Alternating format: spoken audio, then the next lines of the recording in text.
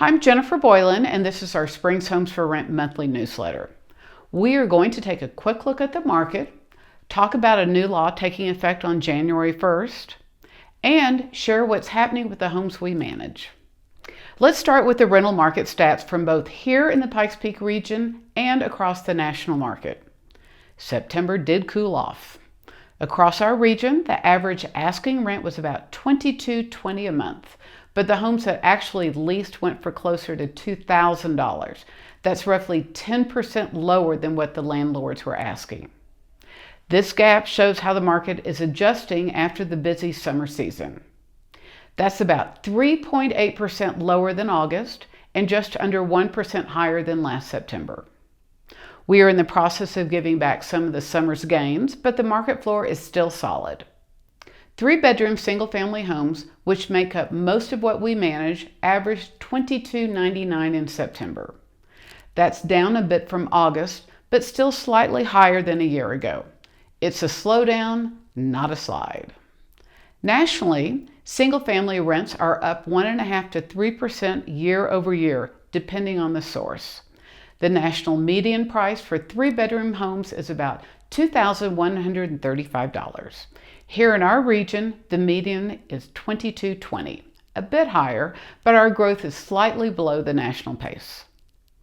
Looking at the big picture, we see that vacancies are creeping up nationwide as more single-family and build-to-rent homes hit the market.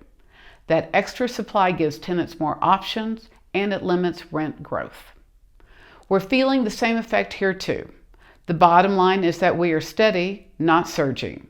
And because the market has been so good for so long, we aren't used to seeing any of this. So now let's move on to new laws.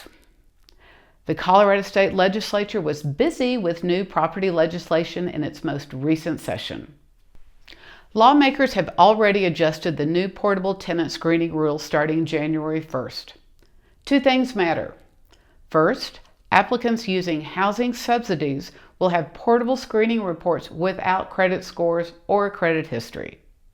Second, those reports must come directly from a consumer reporting agency, not through a third-party upload site. This really doesn't change much from the homeowner's standpoint. Portable reports don't come in often, but when they do, we follow the law.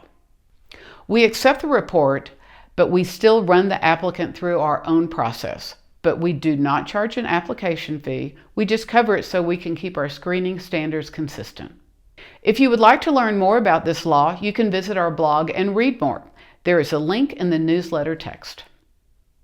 Let's take a look at what we are up to in our office. We are right in the middle of our fall property inspection cycle, and many of you have already seen your reports. These inspections are a big part of how we stay proactive, checking in on each home to make sure it's being well cared for and to catch minor problems before they turn into big ones. If your property is scheduled, you will get a notice from us.